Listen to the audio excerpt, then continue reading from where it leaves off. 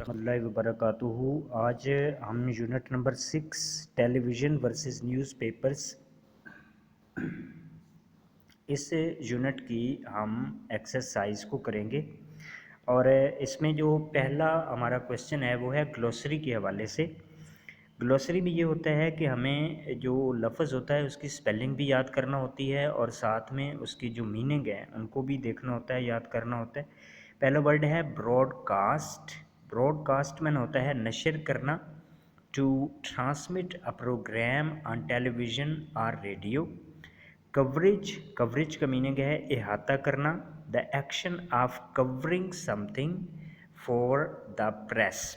यानी कि कवरेज जो है इसको हम न्यूज़ कवरेज कह सकते हैं।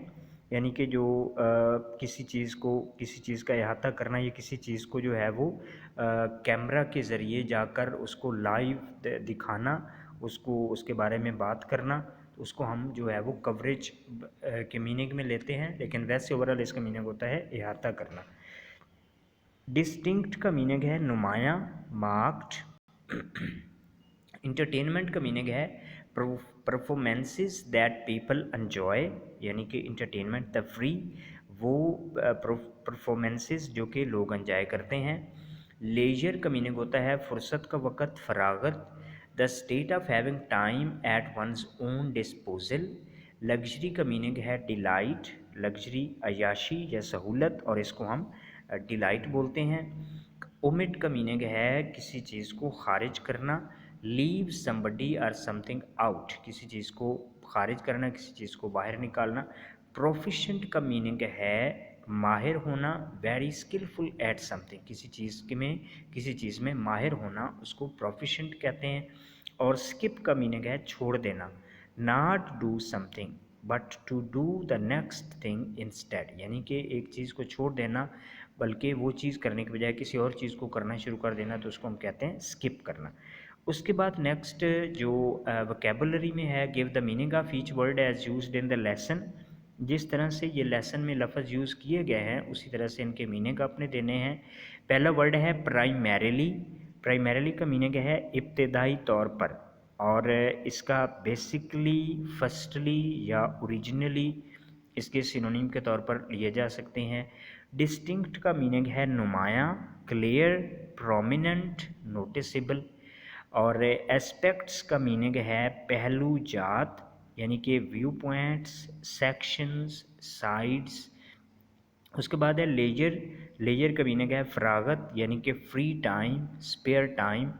ऑडिटरी, ऑडिटरी है सुनने से मुतल्लिक, यानी कि जो चीज़ सुनने से मुतल्लिक ताल्लुक़ रखती है उसको ऑडिटरी बोलते हैं। और रिलेटिंग टू हेयरिंग। उसके बाद है कवरेज। कवरेज का मीनिंग है इहाता या नशर इशात। Recording and broadcasting or reporting, यानी किसी चीज़ को रिकॉर्ड करना, ब्रॉडकास्ट करना या रिपोर्ट करना। और उसके बाद जो वर्ड है वो है लग्जरी। लग्जरी का मीनिंग सहूलत या अय्याशी, कंफर्ट या फैसिलिटी। नेक्स्ट आप जो बी है इसका जो पार्ट है एक्सरसाइज का, कि form a noun with each of the following words and use the nouns in sentences. ये जो लफ्ज़ दिए गए हैं इनको आपने नाउन बनाने हैं। पहले तो इस लफ्ज़ का जो वर्ड दिया गया है इसका नाउन बनाना है, और नाउन बनाने के बाद इस वर्ड का फ़िक्रा बनाना है। तो पहला वर्ड है रेलेवेंट। रेलेवेंट का मीनिंग होता है मुतल्लिका, किसी चीज़ के मुतल्लिक, और इसका नाउन बनेगा रेलेवेंस। Relevance, RELEVANCE, relevance. और इसका जो फ़िक्रा है, this thing has no relevance to me, इस चीज़ का मेरे से कोई मुताबिकत नहीं है, ये चीज़ मुझसे मुताबिकत नहीं रखती। उसके बाद है इंटरेस्टेड। इंटरेस्टेड का जो नाउन बनेगा वो है इंटरेस्ट, दिलचस्पी। और इसका फ़िक्रा, I have no interest in politics, मुझे पॉलिटिक्स में कोई इंटरेस्ट नहीं। उसके बाद रिक्वायर। रिक्वायर का मीनिंग होता है ज़रूरत होना, और इसकी जो नाउन इसका बनेगा वो है रिक्वायरमेंट, ज़रूरत। और you can not fulfil his requirements, आप उसकी ज़रूरियात को पूरा नहीं कर सकते। कन्वीनियंट का मीनिंग होता है बासहूलत, कन्वीनियंट, बासहूलत। और इसका जो नाउन बनेगा वो है कन्वीनियंस, सहूलत। और please come at your earliest convenience, पहली फुर्सत में तशरीफ़ लाएँ। Please come at your earliest convenience. उसके बाद है इफ़ेक्टिव।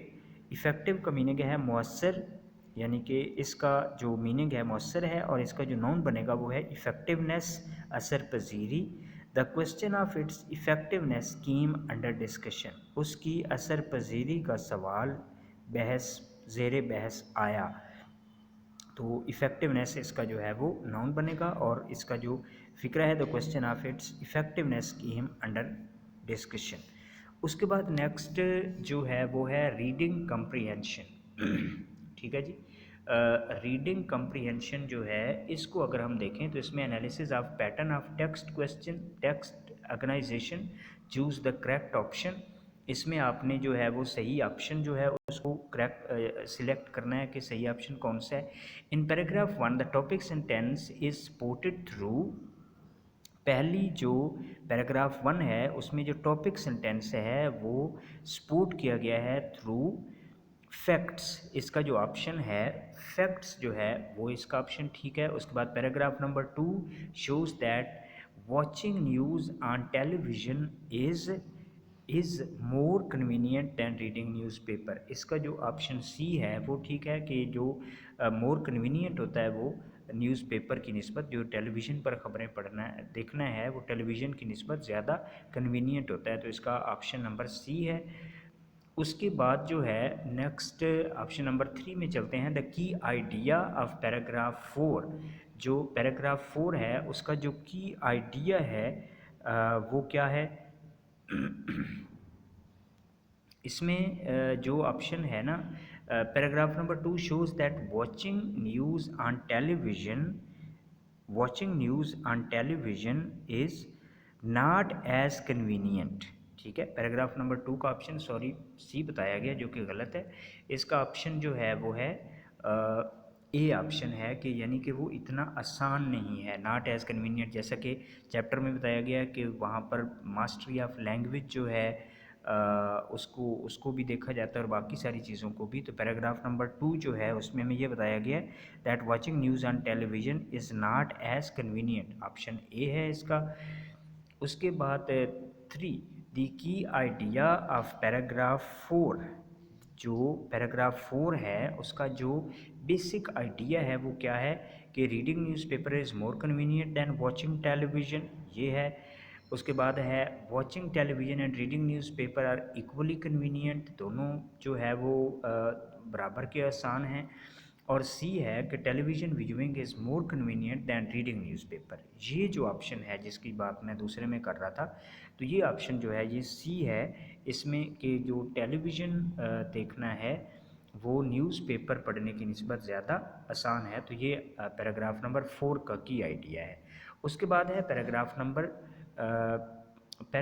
5। जो ऑप्शन 4 है उसमें paragraph 5 gives argument in favour of television, वो टेलीविज़न की फेवर में हमें आर्गूमेंट देता है।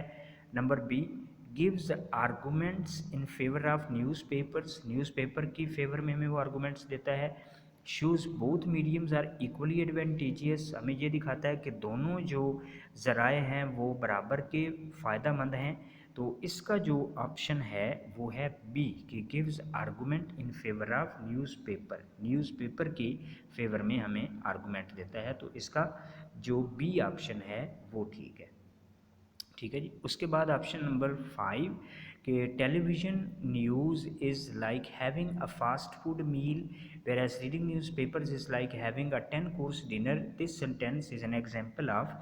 ये जो फ़िक्रा है कि टेलीविज़न न्यूज़ जो हैं वो फास्ट फूड मील की तरह हैं, जबकि न्यूज़पेपर पढ़ना जो है वो 10 तरह के मुख्तलिफ़ खानों की तरह है।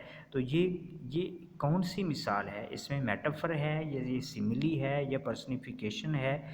तो ये जो है ये सिमिली है। ठीक है, television news is like having a.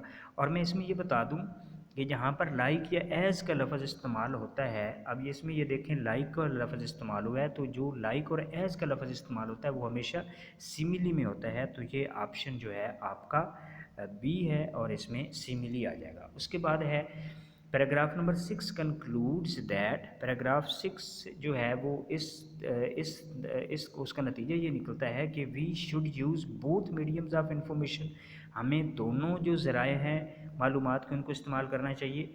Television news should be given preference, television news को ज़्यादा जो है वो तरजीह दी जानी चाहिए। Reading newspapers is more important, जो न्यूज़पेपर पढ़ना है वो ज़्यादा अहम है। तो इसका जो ऑप्शन है वो है ए, कि we should use both mediums of information, हमें दोनों जो ज़राए हैं उनको इस्तेमाल करना चाहिए। तो ऑप्शन ए इसका ठीक है। उसके बाद नेक्स्ट हम चलते हैं पैटर्न्स ऑफ टेक्स्ट ऑर्गेनाइजेशन ये आ जाएगा। और उसके बाद next read the text again and put information from the text into the graphic organiser showing compare and contrast. अच्छा, उसके बाद जो इम्पोर्टेंट क्वेश्चन है वो है कि आंसर द फॉलोइंग क्वेश्चंस, नीचे दिए गए सवालों के जवाब दें। तो यहाँ पर जो है मैं सवाल पढ़ूँगा और साथ में उसका जो आंसर है वो आपको बता दूंगा और उसको आप लिख लीजिएगा। पहला क्वेश्चन है कि how is newspaper more convenient medium of news. अखबार का जो पढ़ना है वो ख़बरों का सहल ज़रिया किस तरह से है, अखबार जो है वो ख़बरों का आसान ज़रिया किस तरह से है। Newspaper is a more convenient medium of news because it does not require us to sit at a place and read the news. अखबार का पढ़ना इतना इसलिए आसान है क्योंकि ख़बरें पढ़ने के लिए हमें किसी एक जगह पर नहीं बैठना पड़ता। We can read it anywhere and any time of the day, हम दिन के किसी भी वक्त कहीं पर भी हों हम ख़बरें पढ़ सकते हैं। ये पहला क्वेश्चन है। दूसरा, how does a viewer get restricted while watching TV news. TV पर ख़बरें देखने वाला किस तरह से महदूद होकर रह जाता है। Television requires its viewers to be at a certain place at a certain time to watch and listen to the news. ये ज़रूरी है कि टीवी पर ख़बरें देखने के लिए कि एक जगह और एक मखसूस वक़्त पर बैठना ज़रूरी होता है। If he doesn't do so he will miss the news, अगर ऐसा ना किया जाए तो ख़बरें छूट जाती हैं। तीसरा question, in what way viewing news on TV is easier than reading a newspaper. किस तरह से टीवी देखना अखबार पढ़ने की निस्बत ज़्यादा आसान है। Viewing news on TV is easier than reading a newspaper in a way that it doesn't require its viewers to have mastery over language. TV पर ख़बरें देखना अखबार पढ़ने से इस तरह आसान है क्योंकि इससे नाज़रीन को ज़बान पर महारत हासिल करने की ज़रूरत नहीं होती। A person with a basic knowledge of the broadcast language will be able to view and understand it. ख़बरें पेश करने के इब्तदाई इल्म के साथ ही कोई भी शख्स ख़बर को देख और समझ सकता है। वो ज़बान पर महारत हासिल करना ज़रूरी नहीं है, इसलिए ये ज़्यादा आसान।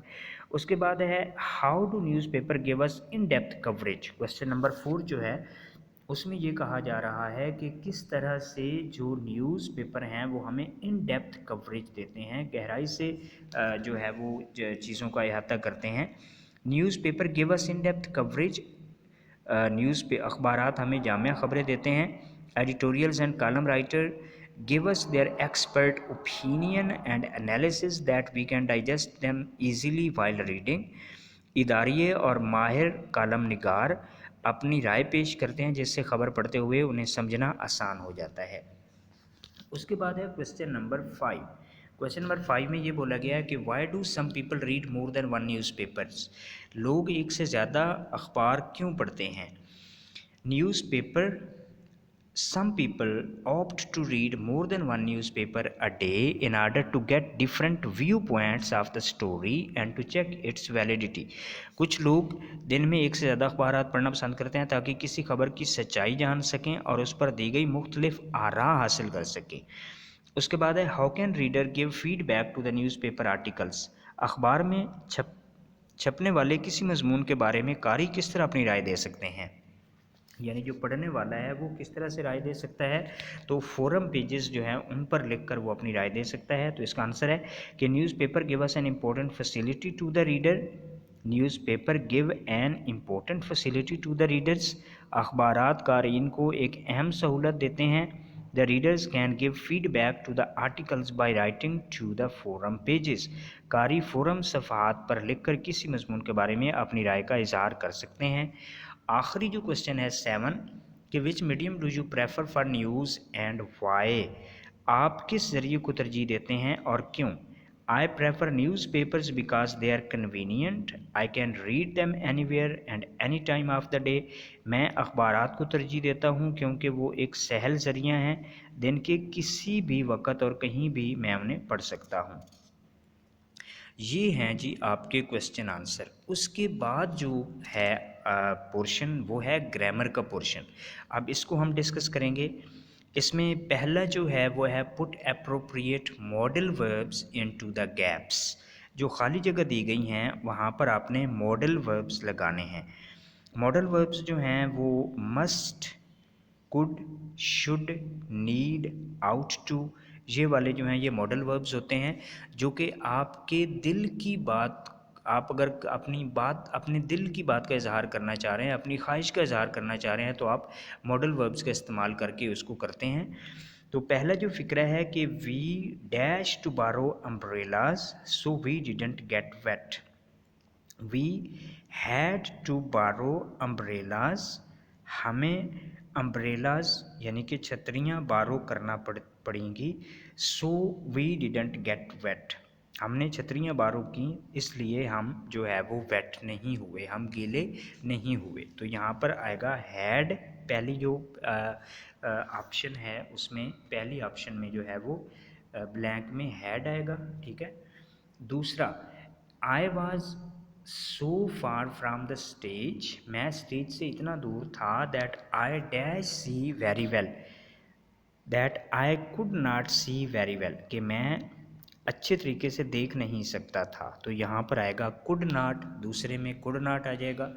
तीसरा ऑप्शन है कि he sees very badly, he dash where glasses all the time. He seize very badly, उसको बड़ा बुरे तरीके से, यानी उसकी जो नज़र का प्रॉब्लम है वो बड़ा बुरे तरीके से उसको नज़र आता है, मतलब कि वो सही तरीके से देख नहीं सकता। He wear glasses all the time, he must not wear glasses all the time, उसको हर वक्त ग्लासेस नहीं लगाने चाहिए।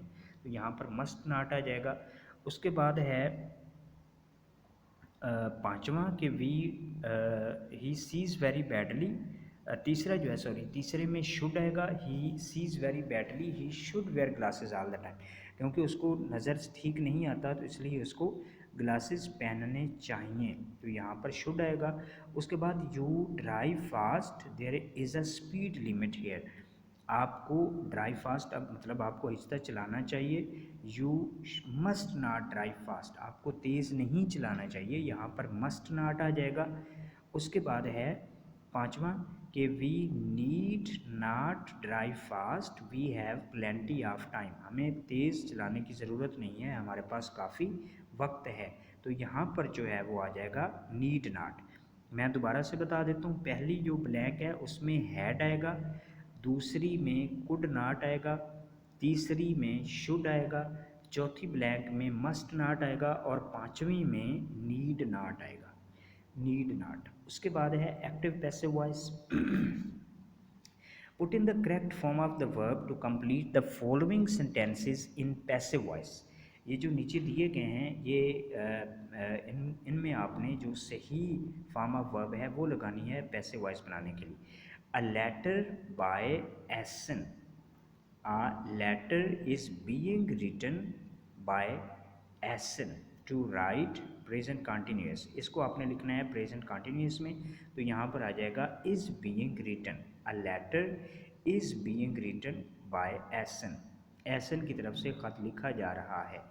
उसके बाद the words by the teacher today to explain, इसमें आपने वर्ब जो है वो एक्सप्लेन लगाना है और लगाना किस तरह से है, प्रेजेंट इंडेफिनिट में।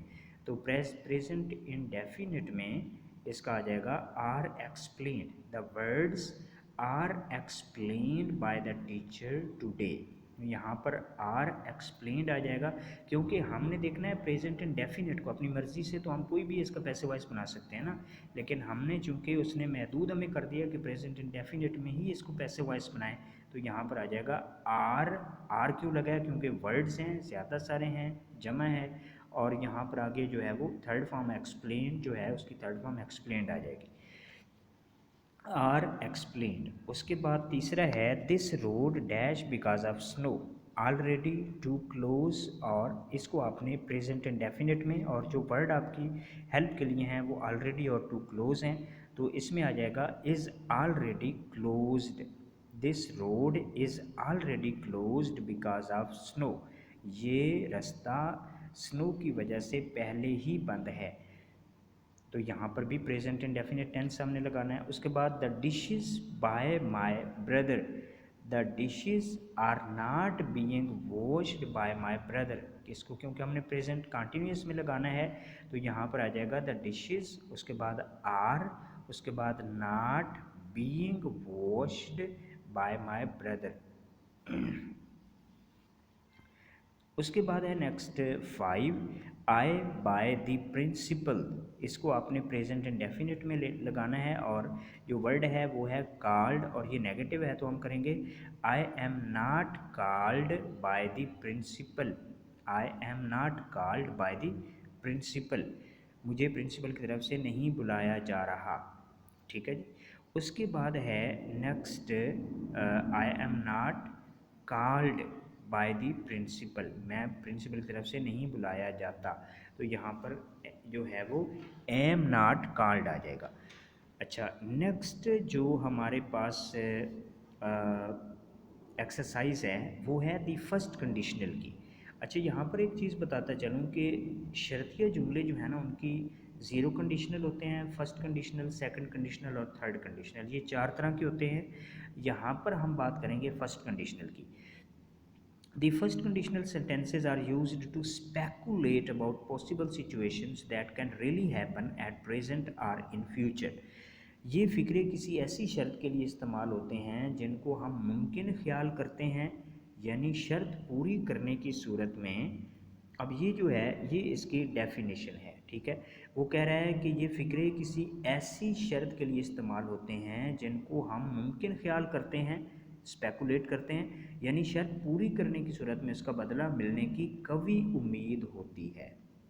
That can really happen at present और इन फ्यूचर, या तो वो मौजूदा वक़्त में उसके होने की उम्मीद है और कभी उम्मीद है, या फिर वो फ्यूचर में उसके जो है वो होने की उम्मीद है। अब एग्जांपल उसने एक दी है, एग्जांपल उसने ये दी है कि if they are busy people they will miss the news, अगर वो मसरूफ़ लोग हैं तो वो न्यूज़ को मिस कर देंगे। अब यहाँ पर कभी इम्कान है कि वो मिस कर देंगे अगर वो बिज़ी हैं तो ये जो है ये फर्स्ट कंडीशनल है। अच्छा, फिर इसका आप स्ट्रक्चर देखें कि आपने इफ़ लगाना है, ठीक है, इफ़ लगाकर फिर आपने प्रेजेंट टेंस, उसका प्रेजेंट टेंस लगाना है, और फिर आपने प्लस फ्यूचर टेंस लगाना है, ठीक है। यानी कि जो पहली क्लास है वो प्रेजेंट टेंस में होगी और दूसरी जो क्लास है वो फ्यूचर टेंस में होगी। अब इसी स्ट्रक्चर को सामने रखते हुए, ये जो स्ट्रक्चर है इसको सामने रखते हुए हमने ये फ़िक्रे नीचे दिए गए हैं इनको हमने फिल करना है ब्लैंक को।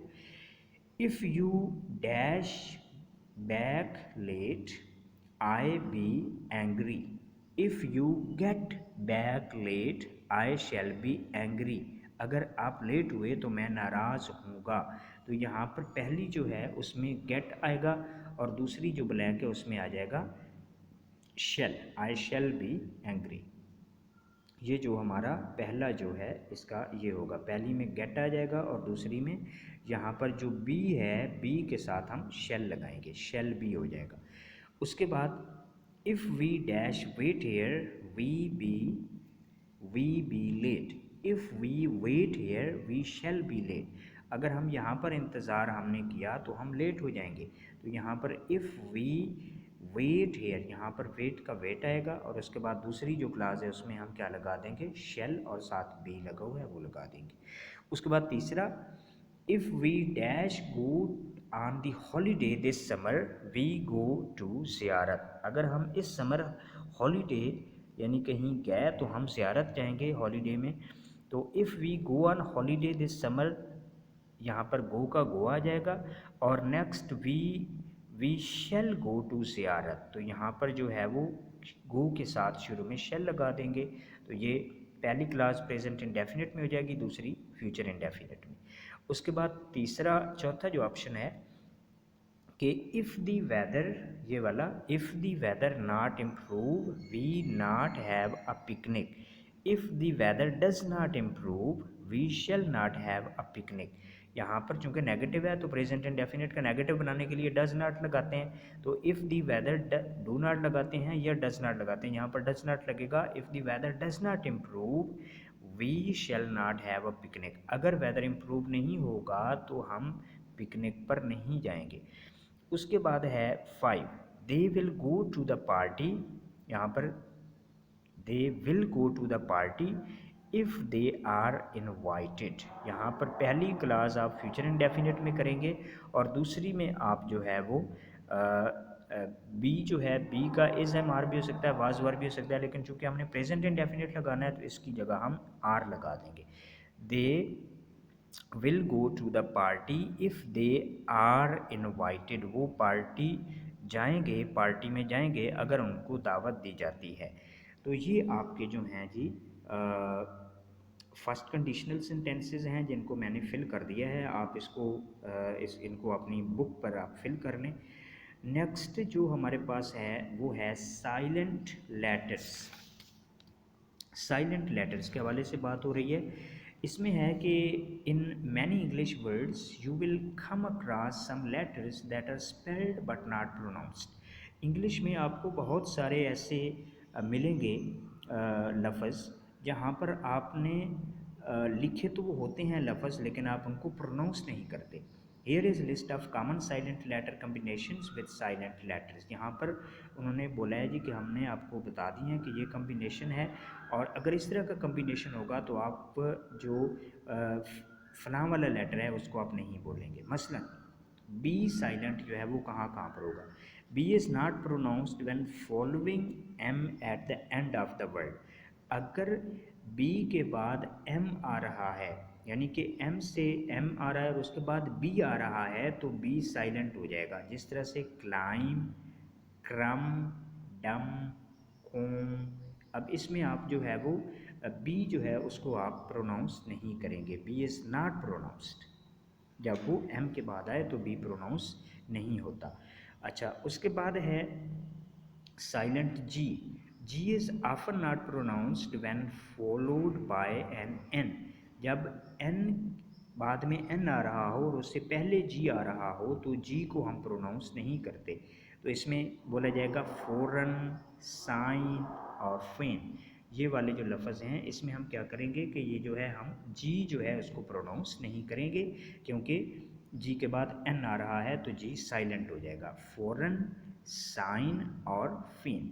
अच्छा, उसके बाद है silent K is not pronounced when followed by N at the beginning of the word. अगर शुरू में जो के है वो प्रोनाउंस नहीं होगा अगर उसमें जो है वो उसके बाद एन आ रहा है।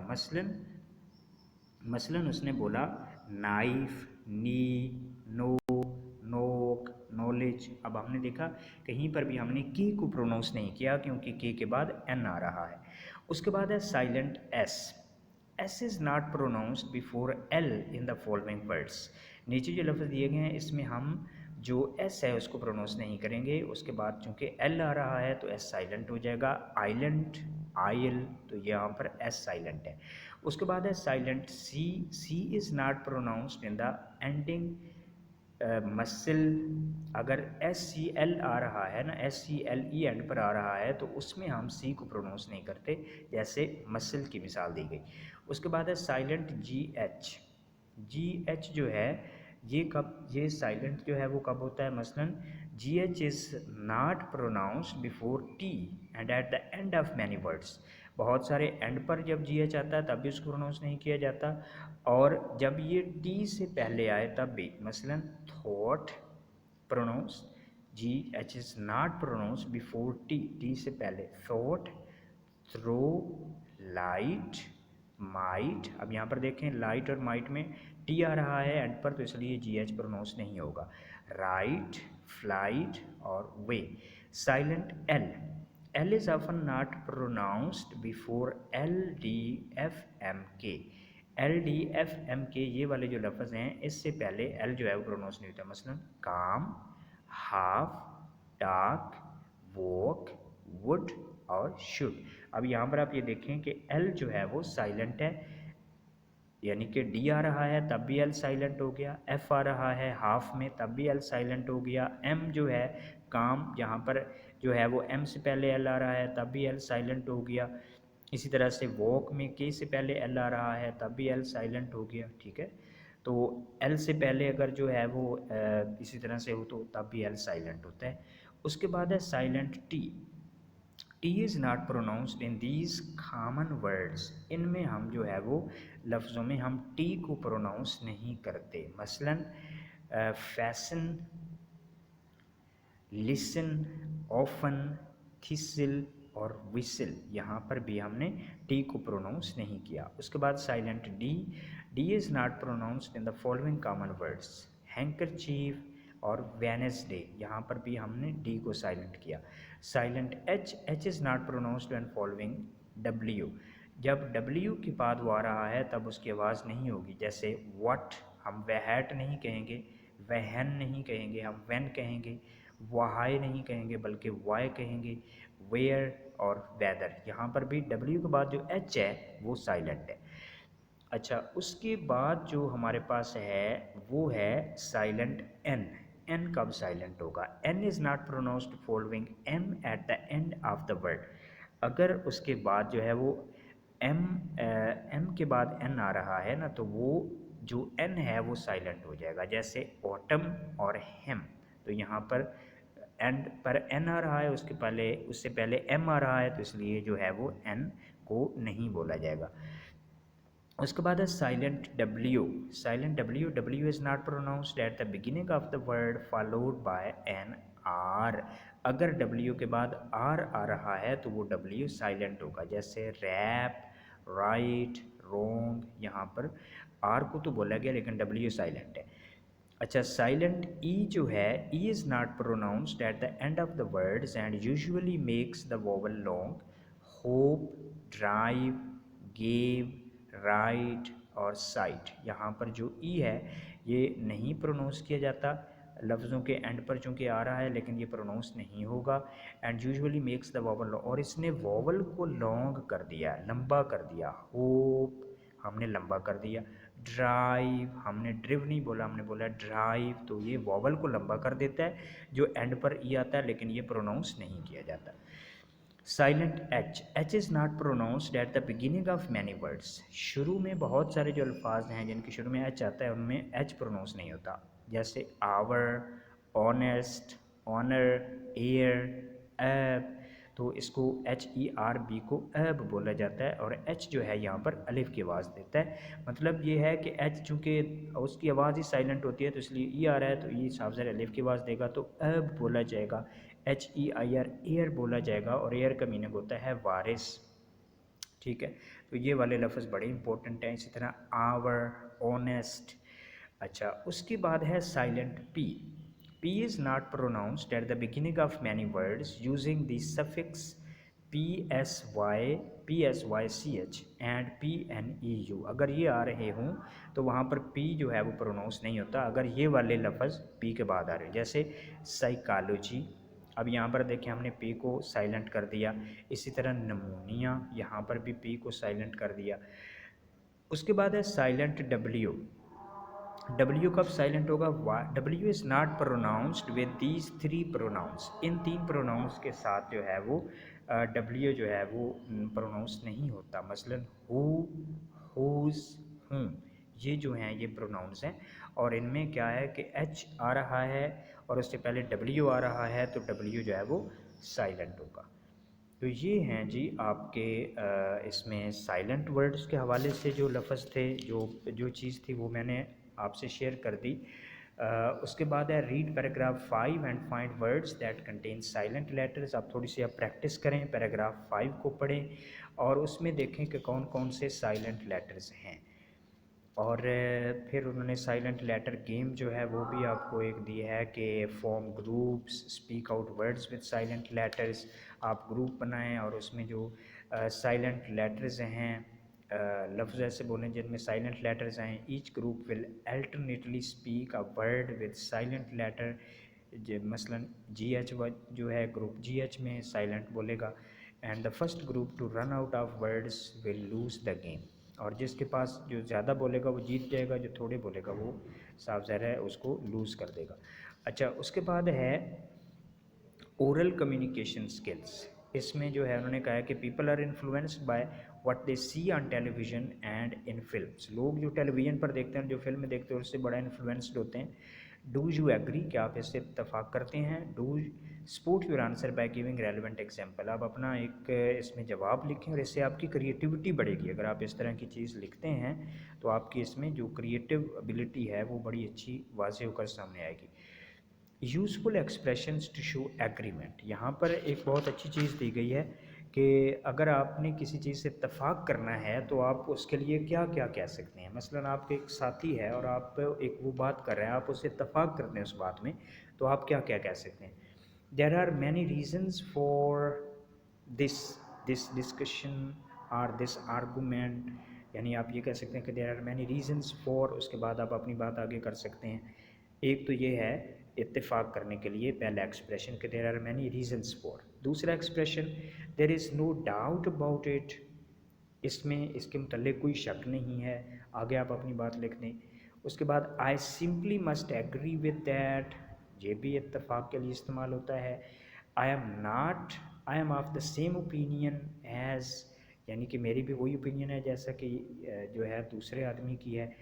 आई कम्प्लीटली और एब्सोल्युटली एग्री विद यू, मैं मुकम्मल तौर पर आपसे इत्तेफाक करता हूँ। तो ये जो हैं ये एक्सप्रेशंस हैं जो कि इत्तेफाक को और एग्रीमेंट को ज़ाहिर करने के लिए इस्तेमाल होते हैं। तो ये आपकी जो है वो मुकम्मल इसकी एक्सरसाइज है। इसकी यूनिट नंबर जो हमारा 6 है टेलीविज़न वर्सेस न्यूज़पेपर्स की। आप इस पूरी एक्सरसाइज को याद करें और कहीं पर अगर आपको समझ ना आए तो आप कमेंट्स बॉक्स में मुझे बता भी सकते हैं। और मज़ीद आपको किस हवाले से कौन सी चीज़ चाहिए वो भी आप मुझे बता सकते हैं। Thank you very much and please subscribe to my channel.